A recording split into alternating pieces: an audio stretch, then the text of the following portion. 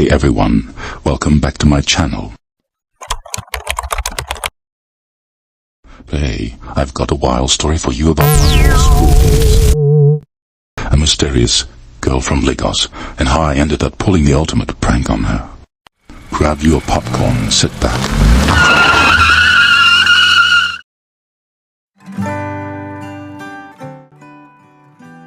So, picture this. I was in law school, grinding hard and trying to make a name for myself. Amidst all the late nights and textbooks, I decided to slide into this girl's DM on Twitter. She was from Lagos, and we hit it off pretty well, flirting and all that. We agreed to meet, but here's the catch. I was in NLS Kano, far away from Lagos. Fast forward a bit, I started my law school externship in Asaba. Perfect, right? So, I sent her verdict for transportation to spend the weekend with me. Friday came, but she was a no-show. The phone was off, and all my messages were left hanging. On Sunday, she finally called with a wild story about fainting on her way to the park, ending up in the hospital, and sending me a photo with a drip on her arm. Being the nice guy that I am, I told her to keep the verdict for medical bills and even sent an extra $5 for fruits. She was grateful, and we kept chatting. 2 months later, I asked her to visit again before I returned to Kano. This time, I deposited my entire externship earnings $50 into her account for transport. She promised to show up no matter what. Surprise, surprise, she didn't show. Her phone was off, her Twitter deactivated, and I was left planning my weekend alone. 3 days later, she called with another sob story about her sister dying and using my $50 for mortuary bills. I confronted her, showing proof that she once mentioned being an only child.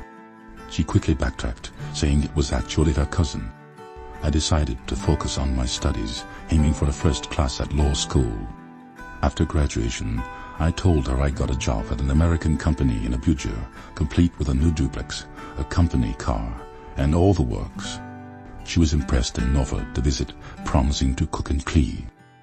I sent her $15 for bus fare, planning to give her return fare later. On the day of her supposed visit, she kept updating me leaving the house, at the park, on the bus, Abuja, and finally arriving in Abuja. I told her to meet me at Rain Oil Petrol Station in Gwarinpa. Then, I turned off my phone, plugged it into charge, and took a nice, mom nap. Waking up at 6 p.m., I found 79 angry messages from her. She was stranded and furious. I called back, claiming I had bashed a Benz on my way to pick her up and had been detained. I asked her to hail a bike and handed the phone to the rider. Here's the kicker.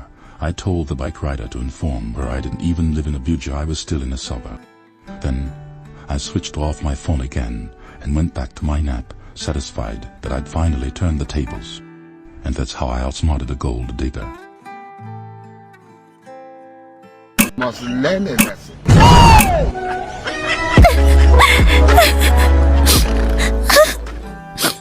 Moral of the story: always stay sharp and never let anyone take advantage of your kindness. If you enjoyed this story, make sure to like, comment, and subscribe for more wild tales from my life. Thanks for watching.